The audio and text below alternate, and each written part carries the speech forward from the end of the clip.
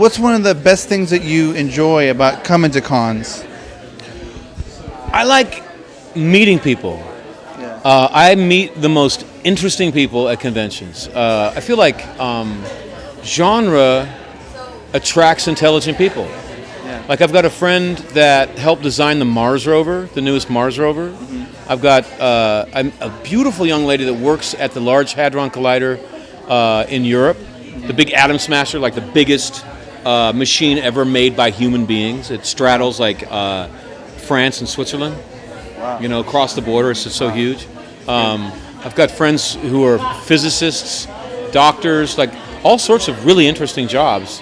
And I'll get into a conversation with somebody, and like someone from the convention will always go, "Would you hurry it up, please?" There's a long line. But it's like really interesting. So you got friends in high places, sounds like.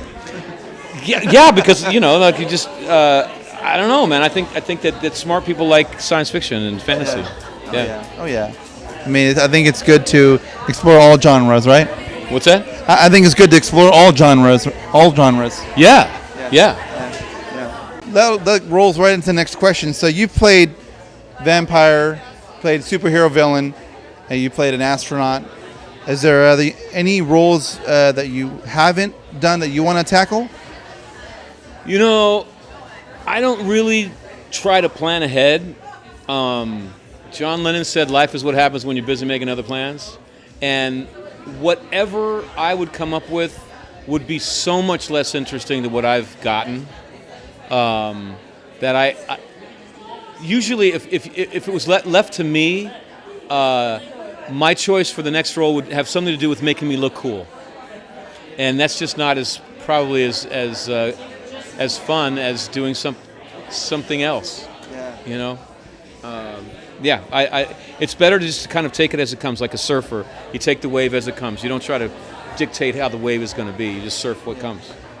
I think your cool points just went like way off the Richter scale when you just mentioned John Lennon. That just went way. You're like, best band ever. I mean, my brother and I, my brother and I, we just lived, we ate, drank, slept Beatles growing up because my dad came from Central America and he learned English by listening to Beatle records. I'm in a band called Ghost of the Robot, and I've been trying since we got together. I told Charlie, the other songwriter in the band, I want us to have at least 3 lead vocalists because my favorite band is the Beatles.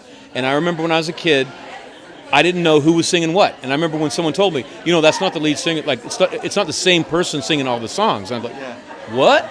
And then you start playing the guessing game. Is this John? Is this George? Is this Paul? No, it's Ringo. What the fuck? I know. Yeah. I know.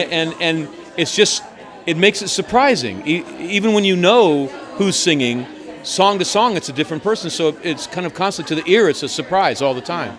And we don't fool ourselves into thinking that we are like the Beatles. Yeah. But that one thing of having all of us backing each other up and having a new person sing cuts all the time, we're doing that now. Yeah. I think that was kind of one of the more amazing things about the Beatles, though, was that it was all of them could sing. All of them had songs. Like there was no other bands like you never hear like all members sing. Like the Rolling Stones. Like it was most of the time it was Mick Jagger. Yeah. If you can do it, you should. The Clash did it. Yeah. Not a lot, but one big hit was Not Joe. Yeah. I went to see the Clash, and I remember there's another guy singing in a purple suit. I forget his name, but it wasn't Joe Strummer. Yeah. Like the Eagles too. But yeah. But so what was it like working under the great Joss Whedon? It was absolutely fabulous. It was terrifying. It was fun. It was more than anything intense. When you do a movie or a play, you can decide if you want to do that to yourself or put yourself through that. And sometimes you say no. Sometimes you say yes. When you do a television show, usually it's the same story every week. It's the same kind of thing you're doing to yourself or going through. Yeah. But when you work with Joss Whedon, you never know what he's going to ask you to do. And at some point, it got terrifying. And I look back on it now, I'm very proud to have done it. But man, it was almost scary getting new scripts. Like, what am I going to do this week? Yeah. Cool guy, though. Yeah, Josh he seems like a nice guy, He's a great boss, yeah.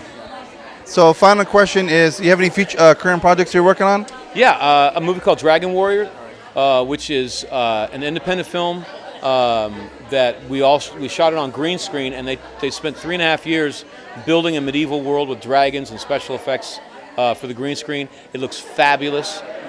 It will be a digital release through Sam Goldwyn Entertainment, so it's a wide release. And I'm really proud of it. I used to produce theater, and I have got a soft spot in my heart for independent film, independent theater. And these people really did it right. It's got a quirky little sense of humor where you start watching it and you're kind of like, what is this? And then about 10 minutes in, you click in and you understand what's going on. And I saw it with a live audience, and it's just laugh, laugh, laugh, laugh, laugh, laugh. Yeah. Well, I can't wait to see that. Thank you, Mr. Marsters, for your time.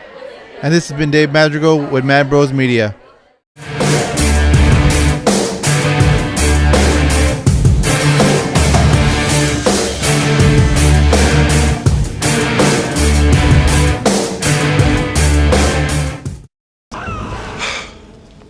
Now that was fun.